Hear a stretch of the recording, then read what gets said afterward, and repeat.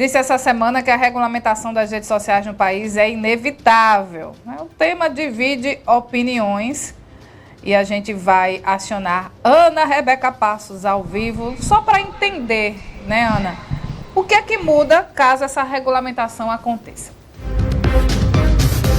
Renata, para quem acompanha toda essa discussão, né, todo esse debate entre Elon Musk, né, que é o dono da plataforma X, e o Supremo Tribunal Federal diz que essa regulamentação é de fato necessária, mas o impacto a gente vai sofrer, né? A sociedade civil vai sentir esse impacto, porque haverão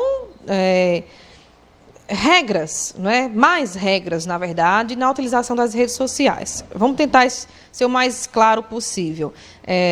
O termo, a internet ali, aquela área não é terra sem lei, cabe muito bem para esse tipo de situação. Só que aí é um projeto que já existe, tá certo, em discussão, né, nas casas legislativas do nosso país, e voltou à tona esse debate porque o dono da plataforma emitiu diversas críticas ao presidente do Supremo, o presidente do Supremo rebateu, e aí está esse vai e volta. Há quem concorde, há quem discorde. O problema a questão é, se regulamentar de fato as redes sociais, não é? Todo mundo que escrever determinada situação ali pode ser penalizado, não é? Se houver esse entendimento, pelas leis, tá? Pode ser considerado crime. A gente coloca aqui a questão do racismo, não é? Materiais que envolvam pedofilia, por exemplo, você xingar alguém nas redes sociais, né? Emitir discursos de ódio, tudo isso está envolvido nessa discussão. A gente bate um papo agora com um advogado na área de direito civil e também empresarial para entender esse ponto de vista, tá? Mas aqui a gente lembra que nós estamos no papel de formar a sua opinião, mas a gente vai tentar explicar bem direitinho o que pode acontecer. Confira.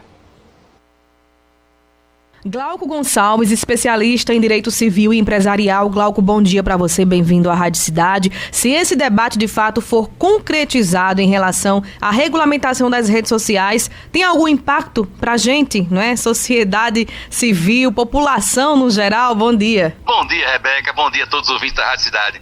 Rebeca, vai ter impacto sim, em todo o Brasil. Em todas as camadas da sociedade vai sofrer o impacto, vai sofrer positivamente, no meu entender, o impacto dessa regulamentação das mídias sociais. Vai ser muito importante a gente esclarecer como essas mídias operam, certo? E como elas podem melhorar o nosso convívio social. Vai ser muito importante.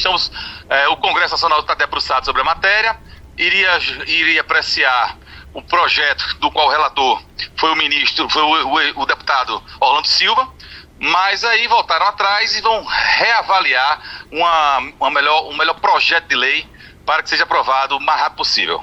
Ô Glauco, e aí, em termos mais claros, né, o que significaria essa regulamentação? A gente sabe, aí acompanha essa guerra, né, de troca de palavras entre o responsável por uma plataforma, a rede social X, como também o presidente do Supremo, não é? Um diz que não pode ser feito a questão da quebra de sigilo, nem bloquear contas de ninguém. O outro diz que não vai responder judicialmente em determinados momentos, situações aqui pelas leis do Brasil.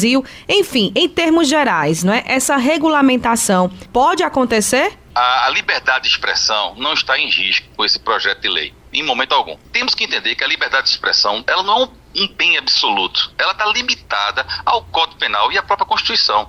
Eu não posso fazer o uso da liberdade de expressão para ofender as pessoas, para agredir.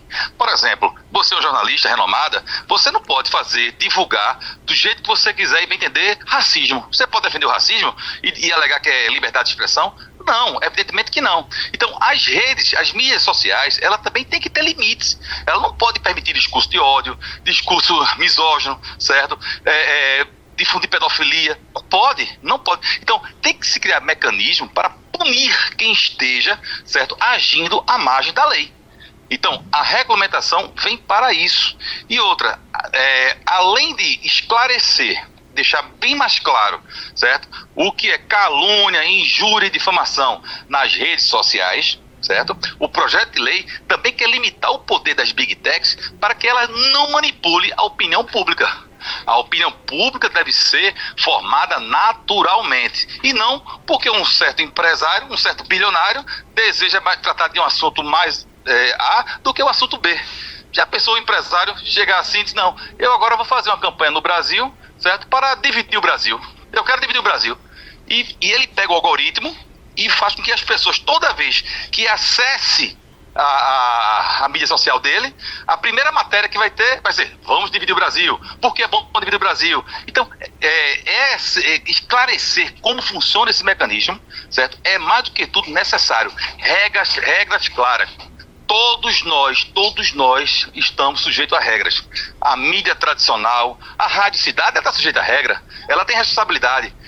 Está aqui, tem um compromisso com a cidade de Caruaru, tem um compromisso com seus ouvintes, não é verdade? Então não pode agora o camarada lá dos Estados Unidos, ou quem quer que seja, certo, decidir o que a gente vai ver ou não e não querer responder às leis brasileiras. Se está trabalhando aqui no Brasil, se opera aqui no Brasil, tem que respeitar e obedecer às leis brasileiras. No caso, o presidente do Supremo teria razão nisso? Eu entendo que ele tem razão. Por quê? Porque ele está combatendo as fake news, certo? Que causam danos. Não é aquela fake news que faça uma piadinha, faça uma brincadeira. Isso está permitido nas redes. Nunca foi proibido.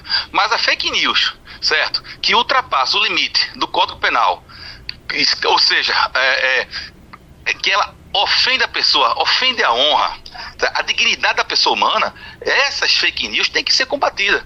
E se qualquer empresa, pode ser a X de Elon Musk, pode ser o Instagram, pode ser a Meta, pode ser qualquer empresa que não respeite as leis brasileiras, elas serão severamente punidas. Nós temos leis e leis firmes para isso. Ô Glauco, então, para a gente poder finalizar aqui o nosso bate-papo, né, o que está faltando, né, para que esse debate seja concretizado e a gente não tenha que acompanhar, né, tanto o embate de um americano com o Brasil?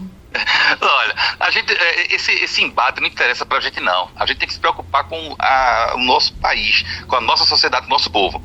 Agora, esse embate, infelizmente, fez atrasar o projeto que já estava tramitando na Câmara, certo?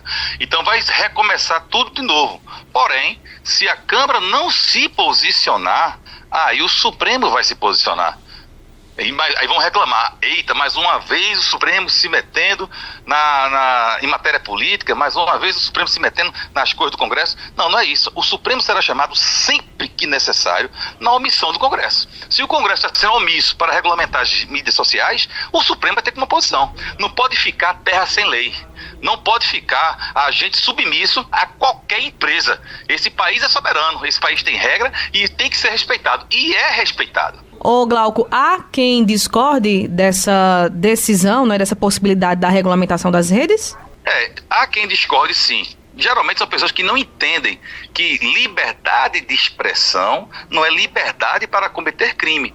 Quando você confunde uma coisa com a outra, aí fica difícil você aceitar o regramento das mídias sociais.